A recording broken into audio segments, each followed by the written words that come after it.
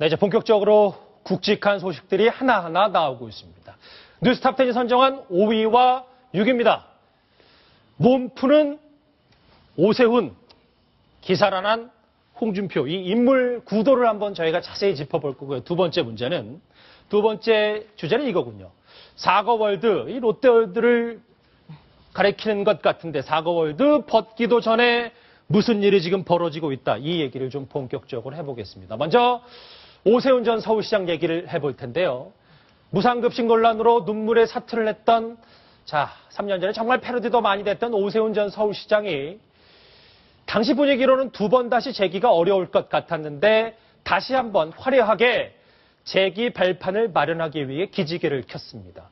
오 전 시장 오늘 20대 총선 출마 가능성도 시사했습니다. 그 목소리 먼저 영상으로 확인해 보시겠습니다. 저는 주민투표의 결과에 책임을 지고 오늘 시장직에서 물러나고자 합니다.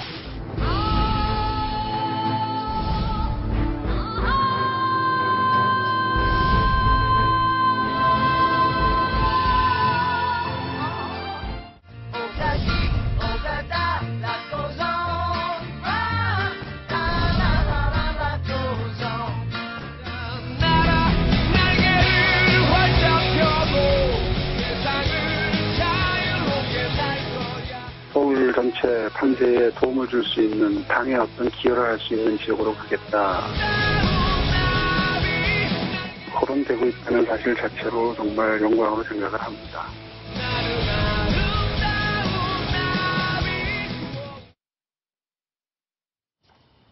네, 쭉 보셨습니다.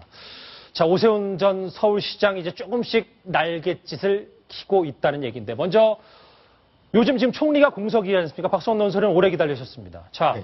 총리가 공석인데 네. 벌써 이 총리의 오세훈 전 시장이 하마평에 오르고 있습니다. 어떤 얘기입니까? 아니, 이제 오 시장이 아시다시피 그 무상급식에 시장직을 걸었다가 말하자면 정치권에서 사실상 물러나 있던 것이 이제 2011년 가을 아닙니까? 그랬는데 그 이후에 다시 최근에 홍준표 경남지사가 무상급식을 이슈화했는데 홍준표 지사는 지금 물론 어려움을 겪고 있지만 그것이 어떤 보수 정치권의 전체적인 아젠다로 앞으로 국가적인 그 다음 대선에서의 중요한 이슈의 하나의 중심에 설 수 있는 그래서 오세훈 시장의 당시 그 무상급식은 안 된다라고 하는 문제 제기가 다시 각광을 받으면서 아마 그런 의미에서 유력한 차기 대선 주자의 하나로 떠오르고 있는 거죠. 그러나 지금 총리 후보로 하는 것은 좀 과하다고 봅니다. 예. 사실은 그 박근혜 대통령이 김문수 전 경기지사나 오세훈 전 서울시장 예. 같은 대권형 주자들을 실제로 발탁할 가능성은 그리 높지 않다.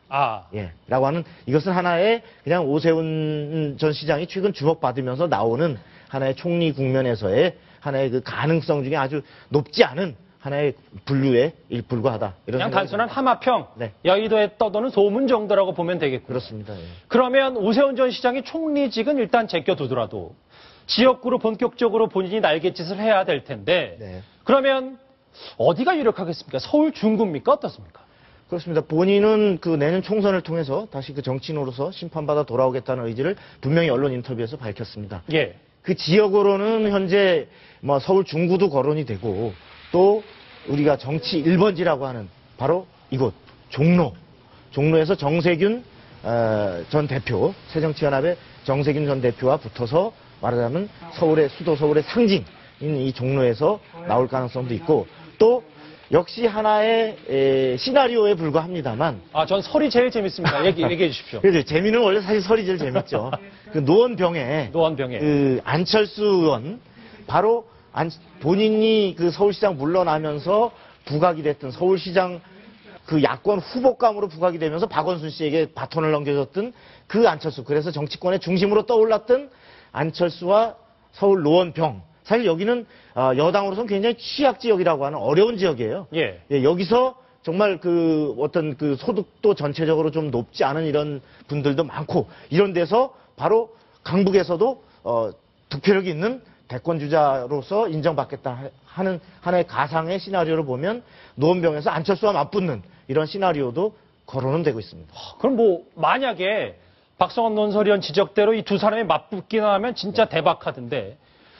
글쎄, 오세훈 전 시장이 본인이 이렇게 몸을 던져서 노원병, 강북부터 시작하는 본인의 이 파괴력 있는 그 신호탄을 진짜 쏘려고 할까요?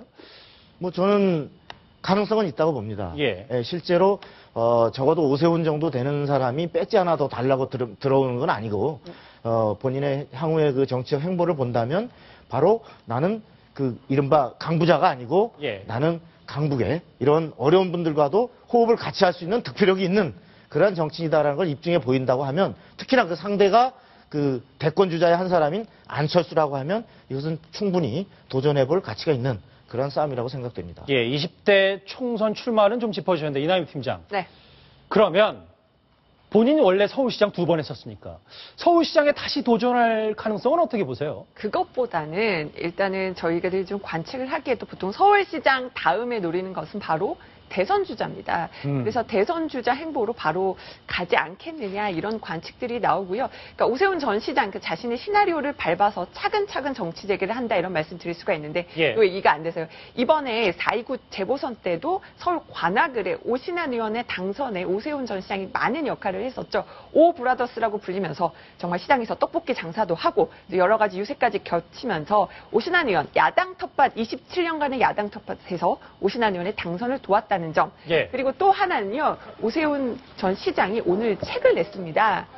지금 이동영 차장께서 직접 책을 가지고 나왔는데 바로 이제 예. 직접 준비를 해오셨는데 그 코이카로서 본인이 이제 쉬는 기간 동안 중남미 지역 등을 돌면서 해외 자문단 활동을 했는데 그런 경험들을 담은 책을 발간하면서 자신의 목소리를 서서히 내고 있습니다. 결국 이런 것들을 바탕으로 차기 이제 총선에 도전하고 대선까지 한번 도전하지 않겠느냐 이런 관측들이 나옵니다. 류 교수님, 뭐 네, 말씀해 방금 주시죠. 말씀을 하셨는데요. 네. 이제 아까 그 논설위원님께서는 아마 총리직은 아니지 않을까 이렇게 하셨는데 지금 방금 설명하셨잖아요. 하지만 시장은 아닐 것이다 하셨잖아요. 네. 저는 그렇기 때문에 대선에 대한 생각이 있다면 총리직도 가능성이 있었다고 저는 봅니다. 있을 수도 그런데 있다. 예. 그때는 이유가 있습니다. 만약에 새누리당이 이번처럼 4대0 이렇게가 아니고 만약에 2대2 또는 만약에 패했다면 오세훈이라는 카드가 사용될 만했다는 것이죠.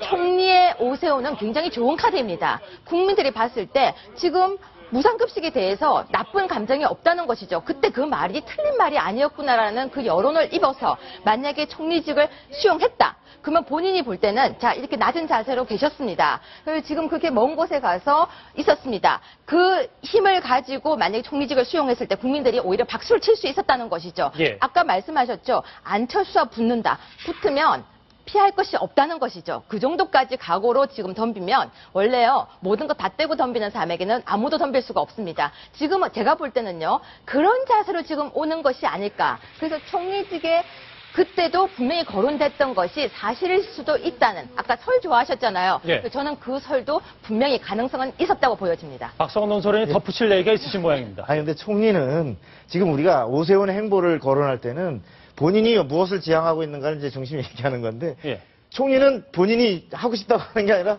임명권자인 대통령이 시켜야 되는 거고 지금 그 대통령은 누구를 의중에 두고 있는가를 보면은 총리 대권형 후보는 박근혜 대통령의 테이블 위에는 굉장히 마지막 후순위다라고 하는 걸 얘기 드리는 거고 예. 본인의 행보는 당연히 지금 당면한 내년 총선에 통해서 정치인으로 복귀하는 것이고 그 다음에 서울시장을 한 번 더 할 거면 그때 그만두지도 않았을 거고 보다 더 큰 꿈이 있기 때문에 오세훈 시장은 그때 시장직까지 걸어가면서 말하자면 그 이슈 투쟁을 했던 겁니다. 그러니까 어쨌든 결론적으로 보면 총리나 서울시장보다는 지역구 이제 노원병 정도가 조금 더 유력해 보이는 상황이군요. 근데 총리를 혹시 시켜주면 뭐 안 할 이유는 없겠죠.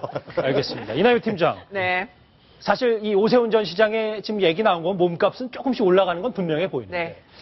이 오세훈 전 시장의 재기에 홍준표 경남도지사가 조금 도움을 줬다라는 얘기가 있는데 이게 무슨 얘기입니까? 이것보다는 저는 이제 오세훈 전 시장과 홍준표 지사의 묘한 운명 공동체 적인 성격이 있다 이런 말씀을 좀 드리고 싶습니다. 운명 공동체요. 예, 오세훈 전 시장 2011년도 그 시장직을 걸고 이 무상급식 찬성인지 반대인지 주민투표를 실시하자 이랬을 때 바로 예. 당시에 한나라당 홍준표 대표가 있었는데 시장직 걸지 말라고 했습니다.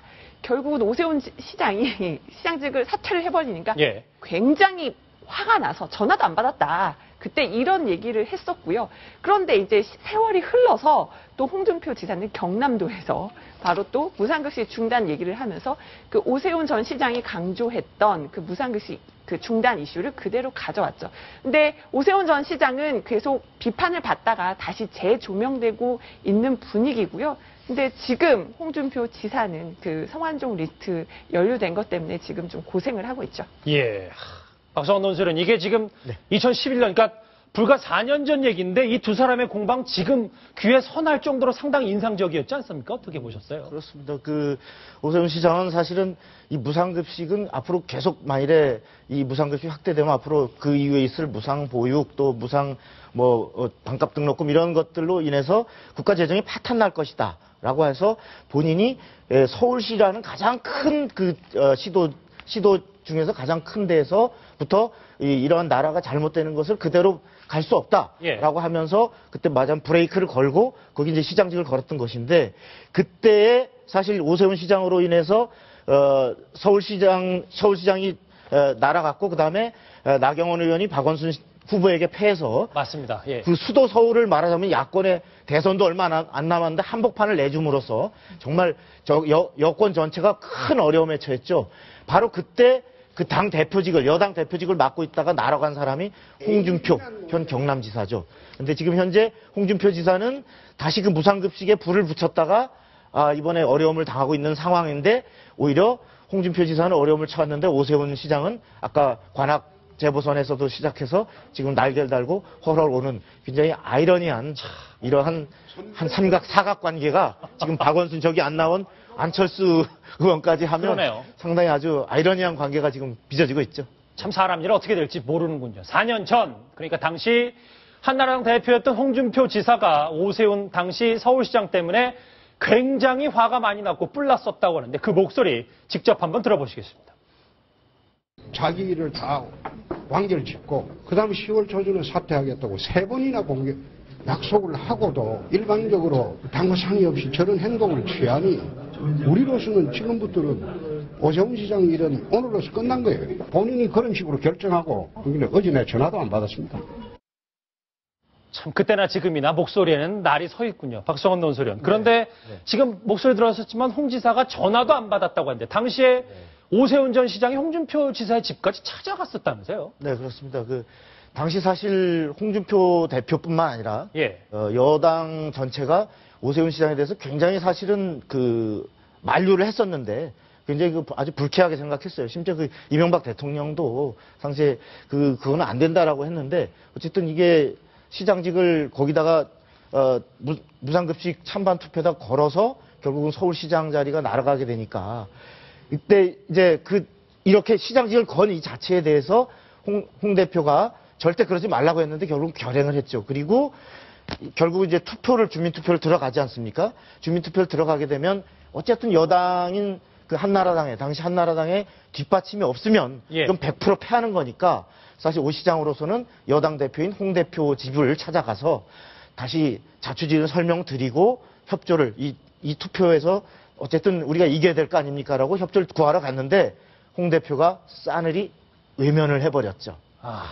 당시 2011년 8월 달에 이게 무상급식 주민투표를 시작할 때 그때 지금 말씀하신 것처럼 이 정치권에서는 오세훈 시장에 대한 비판의 목소리가 상당히 높았습니다. 왜냐하면 이 선출직, 이 서울 시민의 표를 받아서 당선이 되는데 이후에 어쨌든 본인 스스로 그 자리에서 물러난다라고 하는 것은 정치도 이상 있을 수 없는 일이다. 라는 비판의 목소리가 상당히 높았는데 반면에 서울시 내부에서는 이런 어떤 기존 정치인의 관념이 아니라 본인의 소신, 무상급식은 안 된다라는 이 소신이 향후 대한민국 운명에 큰 결정적인 역할을 할 것이다. 이런 소신을 그냥 정치인처럼 이 말 몇 마디로 설명하는 것이 아니라 내가 가진 모든 것, 그중에서도 가장 강한 서울시장이라는 이 직위를 놓고 던진 거잖아요. 그렇죠. 주민들에게 설득을 구하겠다라고 하는 그런 면에서는 오히려 기존 정치인들과 다르게 탈정치인 그리고 국민의 눈높이에 맞는 행보를 하는 것 아니냐라는 서울시 내부의 평가도 있었습니다. 그런 이제 재평가될 부분은 분명히 있다라는 얘기인데 이다미 팀장. 그런데 지금 사실 홍준표 지사가 1억 수수 논란에 묻혀서 그렇지 원래 홍준표 지사하면 연관 검색어 원래 무상급식이었잖아요. 네. 이 무상급식 관련해서 오세훈 전 시장은 뭐라고 얘기합니까? 홍준표 지사에 대해서. 오세훈 전 시장이 아무래도 자기가 겪었던 그런 사례들이 있기 때문에 이런 식으로 얘기를 했습니다. 취지는 공감하는데 좀 때이른 결정 같다. 이렇게 얘기하면서 무슨 야권과 전쟁 상태에 돌입하는 듯한 모양새를 만들어서 부작용 혹은 역풍을 초래했다. 이렇게 말했는데요. 아무래도 본인도 그렇게 시장직 걸으면서 이렇게 역풍을 불러왔던 이런 여러 가지 그 경험 때문에 저렇게 또 홍 지사의 결정에 대해서 얘기를 한 것으로 보입니다. 다시 한번 좀 짚어볼게요. 보면 전 오세훈 전 시장의 사진 정말 잘 골랐다고 생각하는데 깜짝 놀랐습니다. 이렇게 단호하게 얘기했는지 몰랐는데 뭐 취지는 공감하나 좀 이른 결정이었다라고 해서 약간은 같은 듯 하는 듯한 얘기 아니겠습니까 결국은? 맞습니다. 좀 더 얘기도 하고 그러니까 본인이 어떤 좀 독단적으로 일방적으로 밀어붙이는 듯한 모양새가 좋지 않았다 이런 취지로 보입니다. 알겠습니다. 자. 현재로 다시 돌아와 봐야죠. 중요한 문제가 많습니다. 1억 수수 혐의로 정치적 위기에 내몰린 홍준표 지사가 오늘 아침 출근길에도 방금 전에 보셨던 4년 전 태도와 비슷하게 버럭했다고 하는데 출근길 모습부터 함께 보시겠습니다. 홍보 오신 거 성공은 없죠? 전혀 없죠. 나중에 그게 사실무근이 밝혀지면 여러분들 어떻게 하실 겁니까? 그렇다고 해서 내가 여러분들 뒤에서 뒷문으로 출근할 수도 없고 그거 참 청독해도 해도 너무하네.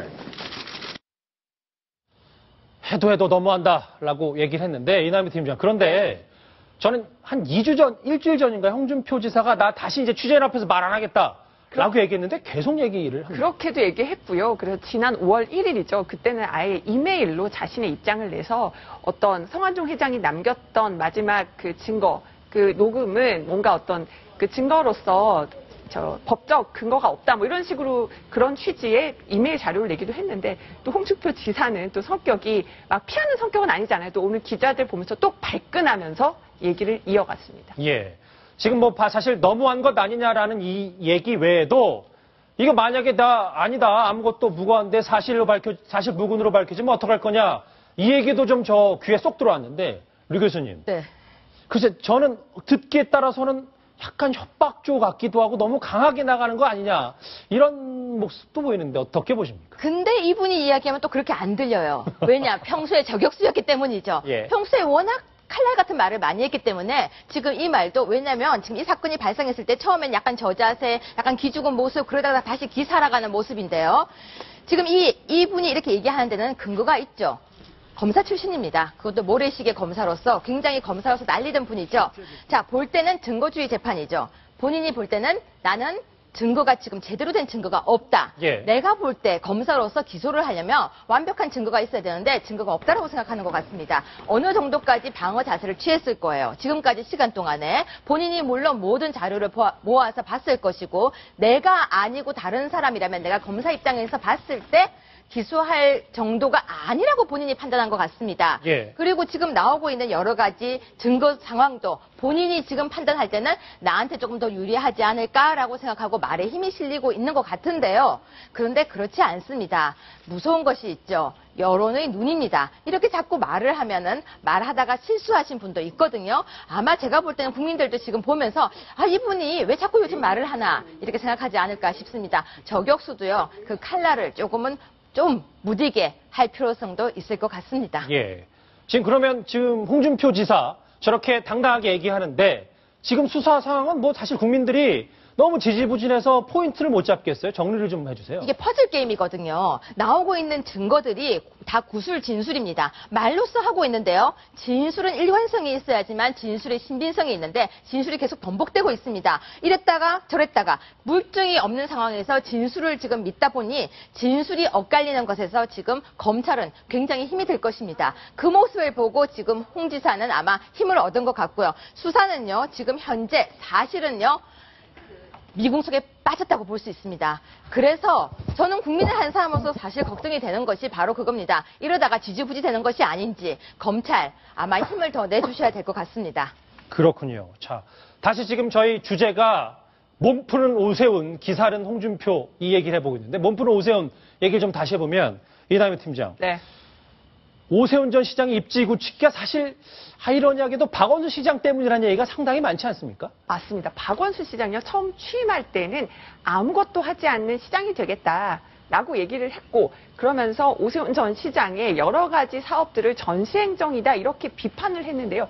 오히려 박원순 현 시장이 현재 그 오세훈 전 시장이 계속 해왔던 세빛둥둥섬도 다시 이어서 했고요. 또 동대문 디자인 플라자도 계속 이어서 완공을 했고요. 결국은 오세훈 전 시장이 추진하던 모든 사업들을 이어받아서 마치 본인의 어떤 업적이냐 이렇게 홍보를 하는 것이기 때문에 오히려 과거에 오세훈 전 시장이 추진해왔던 사업들이 재조명받고 있습니다. 그러니까 그 다른 당 소속의 네.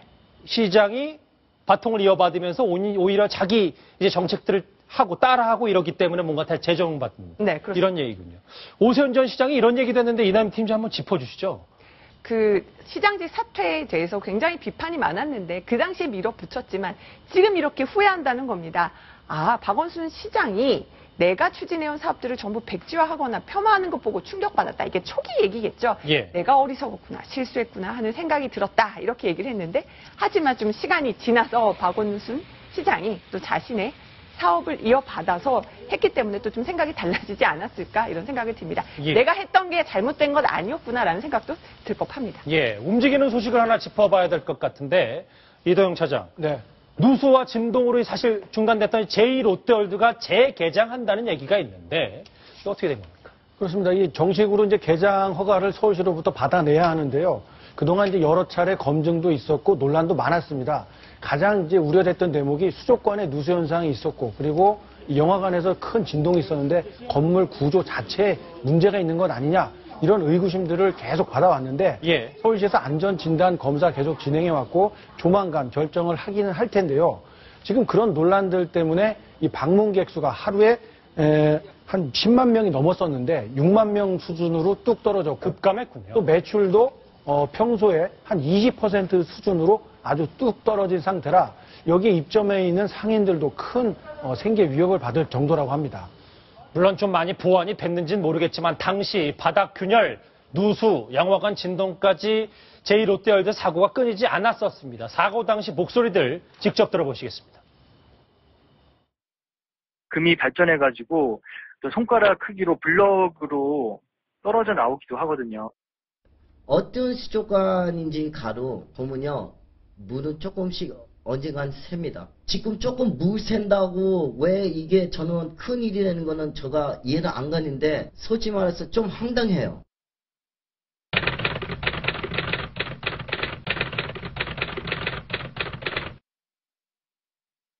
자, 일단 많이 보완이 됐겠죠. 그렇게 믿고 싶고요. 우리 교수님.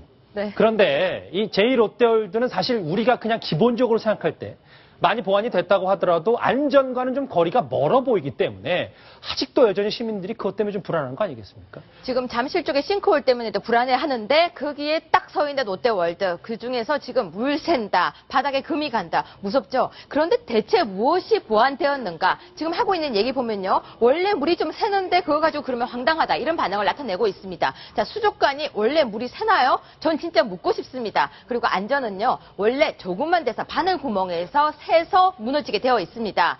진짜 안전한지 아닌지 그게 대해서 정확하게 내놓지 않고 계속 이런 식으로 중구난방식으로 안전합니다 말을 할 경우에는 시민들은 언젠가는 등을 돌리게 됩니다. 정확한 자료를 보여주세요. 이 목소리가 어떻게 좀 반영이 된 건지 모르겠는데 이동희 차장 지금 오늘 재개장 소식에 반대 시위까지 그 앞에서 있었다면서요? 그렇습니다. 이 안전에 대해서 우려하는 많은 시민단체들이 이 롯데월드 앞에서 시위를 벌이면서 이 서울시의 방침에 좀 반대를 하고 있는데요.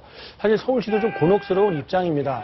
지금 전문가들, 객관적으로 점검할 수 있는 이 전문가들에게 용역을 줘서 이 서울 롯데월드의 제2롯데월드의 안전성에 대해서 이미 검사를 마쳤고 예. 사실상 문제가 없다라는 결론을 얻어놓은 상태입니다. 하지만 이 시민들의 여론, 특히 이 안전에 대해서 걱정하는 목소리가 날이 가면 갈수록 높아지는 데다가 직접 저렇게 이 롯데월드를 찾아와서 집회를 여는 시민단체들까지 연이어서 나타나고 있기 때문에 서울시로서는 이 객관적으로 검증된 자료를 손에 쥐고 있으면서도 시민들 여론을 의식해서 쉽게 재개장하겠다라는 발표를 하지 못하는 상황입니다. 아이고, 지금 뭐 화면을 보니까 상당히 격양된 상태에서 거기에 또 친일 뭐 이런 그 용어까지 동원을 하고 있는데 그 지금 안전성과는 사실 관계없는 사실 본질은 아니지 않습니까? 예, 본질에서 좀 벗어난 이 퍼포먼스를 하다 보니까 이 주변에 이런 일반 시민들의 동참도 좀 없는 거 아닌가 이런 우려를 낳고 있습니다. 어쨌든 반대의 목소리는 있다라는 얘기인데 박성원 논설은 정리가 필요할 것 같아요. 어쨌든 박원순 시장이 요즘 사실 성완종 리스트에 묻혀서 우리가 여러 가지 언론의 조명은 많이 안 받았지만 다시 한번 뭐 이제 서울시정을 좀 잘 꾸려가겠다는 것보다는 아직도 비판의 목소리가 여전하단 말이에요. 제2 롯데월드와 맞물려서 좀 어떻게 박원순 시장을 봐야 되겠습니까? 원칙으로 돌아가야 되겠죠. 우리가 박원순 시장의 장점하면 그 시민운동 출신이면서 특히 무엇보다 소통하는 시장의 이미지였지 않습니까? 예. 그런데 최근에 보면은 일련의 그 행정을 추진할 때 다소 좀 독단적인 모습이 엿보이는 경우들이 왕왕 있는데 이런 경우 무엇이 과거의 문제였는데 무엇을 어떻게 고쳤는지 그리고 여러분들이 불안해하는 것은 무엇인지 이것들을 시민들과 좀 더 활발하게 소통을 해서 어떤 오해가 없도록 불식을 하고 그런 바탕 위에서 다시 재개장을 하는 것이 좋지 않을까 싶습니다. 알겠습니다. 자, 기가 살고 있는 홍준표 지사와 몸풀고 있는 오세훈 전 서울시장 그리고 조금 롯데월드 문제 때문에 다시 비판의 목소리를 듣고 있는 박원순 시장 이 세 명의 얘기까지 해봤습니다.